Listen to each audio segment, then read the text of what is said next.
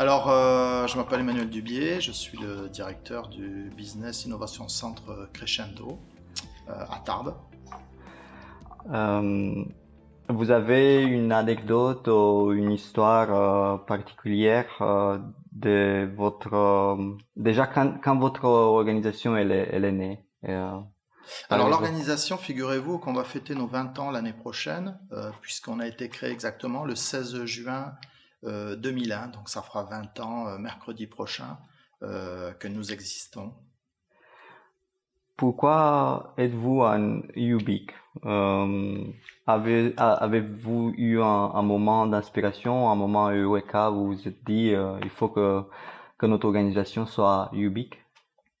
Alors c'est pas un moment eureka ou un moment waouh, comme on dirait, c'est vraiment une volonté qui est liée à notre histoire et à l'histoire de notre territoire. Si je peux développer, on a été créé en 2001.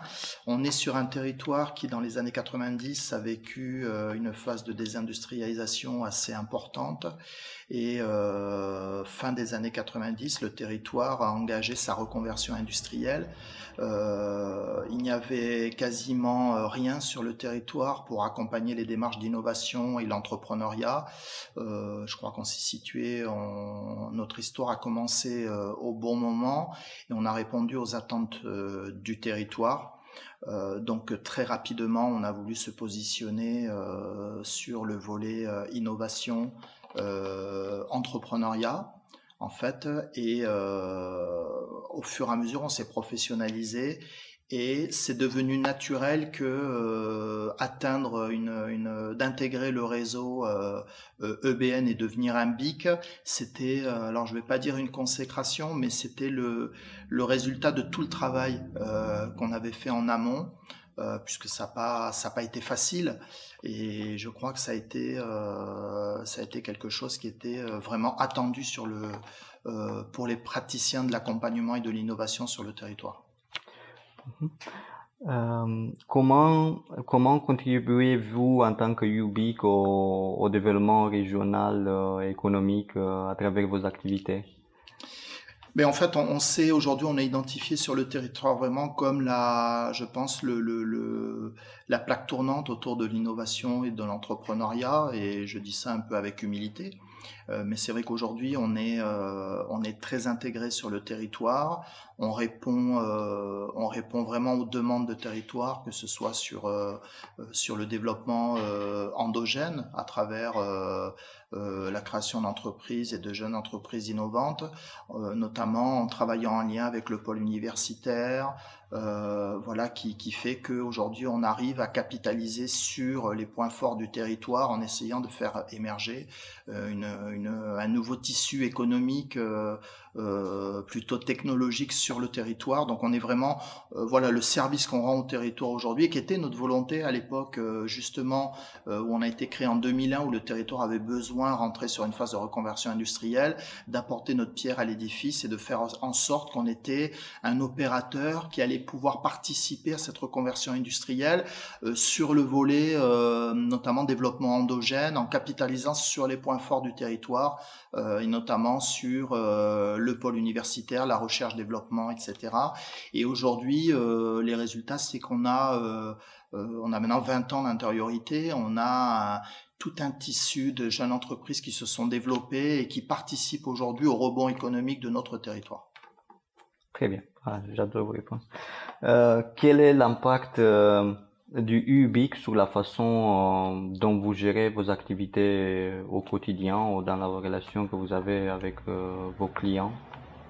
En fait, c'est une marque qui est c'est une certification, c'est un label, mais c'est aussi et surtout une exigence. C'est-à-dire pour nous, pour l'ensemble des collaborateurs, on se doit de répondre aux exigences du label BIC et de ce réseau qui fait honneur en nous accueillant. Et donc ça, c'est un fil directeur qui nous amène à être vraiment rigoureux, être constamment dans l'amélioration continue, parce que en échangeant avec les BIC, on le voit aujourd'hui, il faut être capable d'être agile, s'adapter aux mutations économiques à l'œuvre aujourd'hui dans l'économie mondiale qu'on voit, et on doit apporter ces réponses. Et je crois que être affilié à ce réseau BIC, c'est vraiment une marque, c'est vraiment une garantie.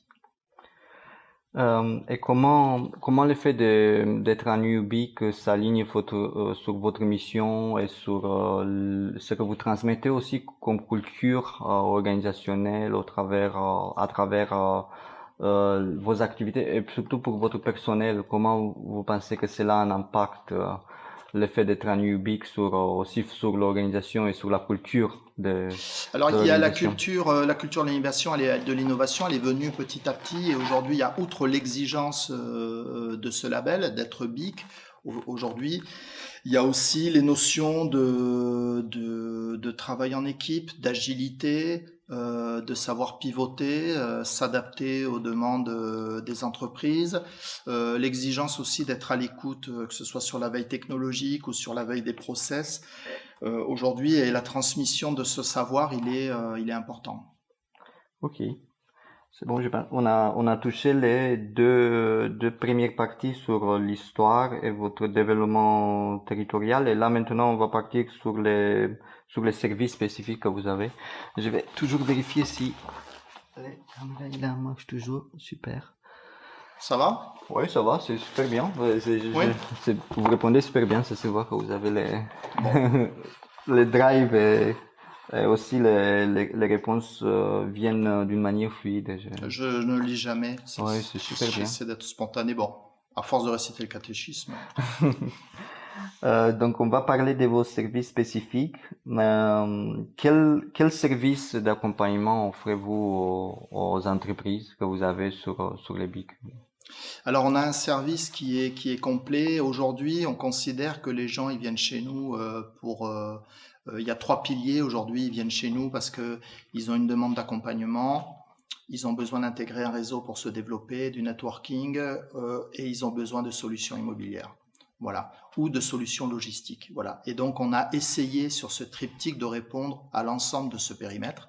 Ce qui fait qu'aujourd'hui, on a un dispositif qui est très intégré, puisque outre les solutions immobilières, c'est-à-dire des prestations de type centre d'affaires, ce qu'on appelle pépinière d'entreprise, d'hébergement, on a développé des services, une unité de prototypage rapide, un Fab Lab, et de fabrication additive qui permet de répondre aux demandes aujourd'hui des entreprises de la tech avec un matériel qui est d'assez haut niveau, que ce soit bon, bien sûr imprimante 3D, scanner 3D, découpe laser, fabrication additive et prototypage rapide.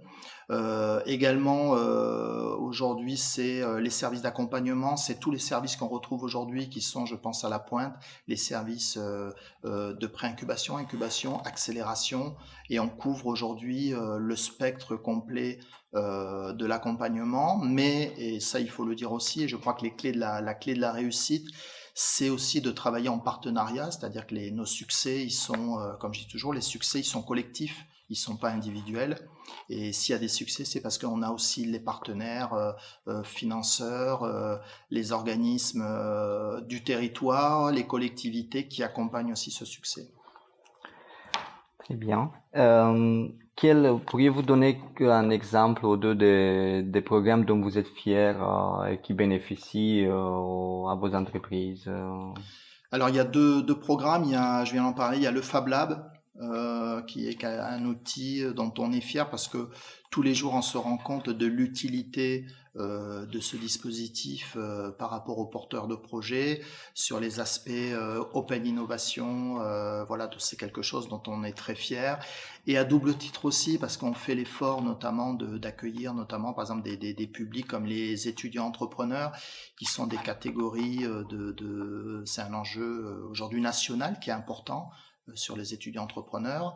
On se rend compte qu'on a beaucoup de talents aujourd'hui, mais c'est des personnes qui se retrouvent souvent sans ressources.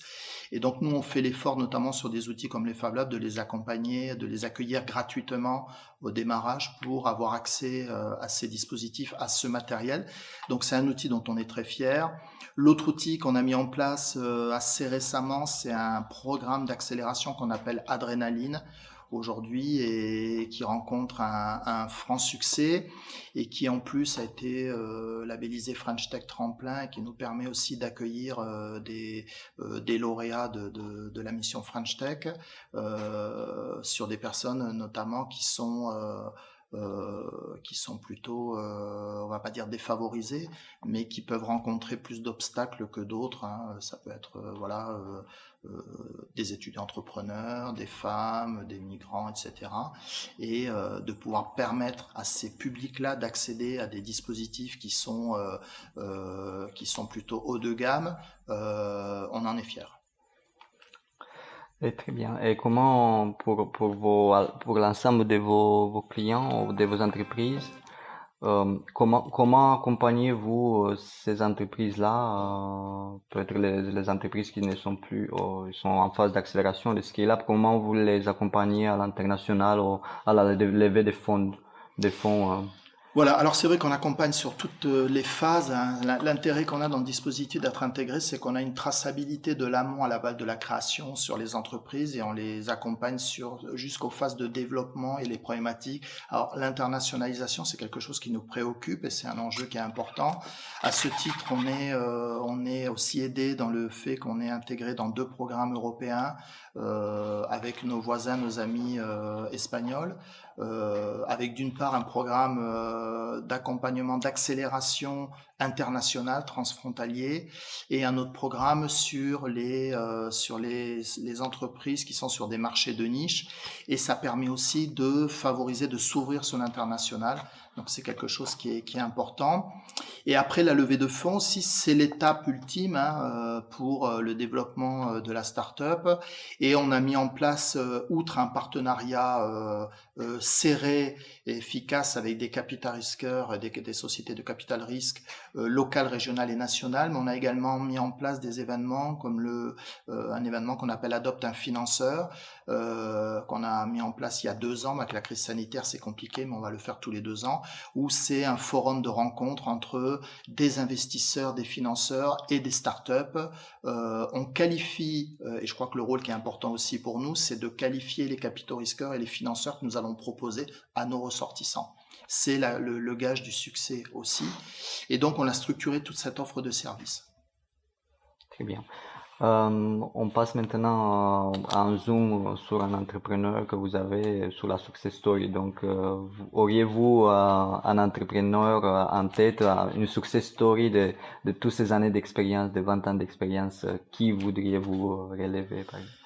Alors au bout de 20 ans, on commence à en avoir beaucoup, parce que l'intérêt aussi, c'est qu'on reste très lié souvent avec les entrepreneurs et les jeunes entreprises qui sortent de chez nous. Mais je noterai notamment un parcours qui est atypique. C'est une société qui s'appelle Ovalitech.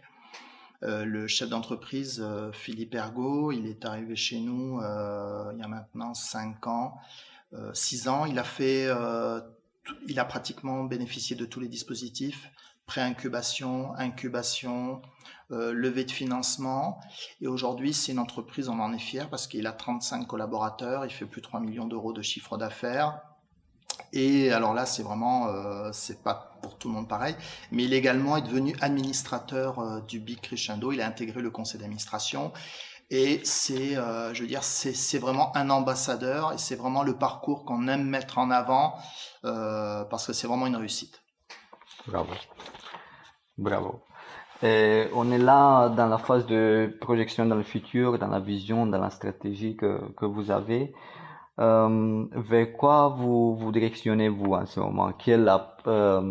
À partir de 20 ans d'expérience, si vous pourriez vous comparer avec une entreprise, dans quelle phase êtes-vous en ce moment et où vous directionnez-vous? Quelles sont vos aspirations? Alors la chance qu'on a, c'est, je crois qu'on a vécu toutes les vicissitudes de la jeune entreprise, puisque quand on a été créé en 2001, on avait bien sûr beaucoup de personnes qui croyaient pas à cette aventure, qui pensaient que ça s'arrêterait rapidement, etc. Et je crois que la meilleure réponse qu'on peut donner, c'est le fait d'avoir eu la certification qualité en 2006 et d'avoir été reconnu par EBN et d'être devenu BIC. Ça a été la meilleure réponse pour nous, qui témoignait notre professionnalisme professionnalisation et du service qu'on apportait. Et donc, comme les entreprises, on a connu les vicissitudes, on a eu notre phase un peu, on peut dire, de POC, hein, de prouver que ça marchait, etc. Et aujourd'hui, je pense qu'on est plutôt, on va dire, en escalable, on est plutôt sur une phase de développement. Voilà. Après, les enjeux aujourd'hui, nous l'avenir aujourd'hui, et c'est pour ça, je pense qu'on va s'appuyer pleinement sur le réseau des BIC qui vraiment est indéniable au niveau de son apport, c'est l'internationalisation. Pour nous et pour nos ressortissants, parce que c'est quelque chose, à mon avis, qui est très important.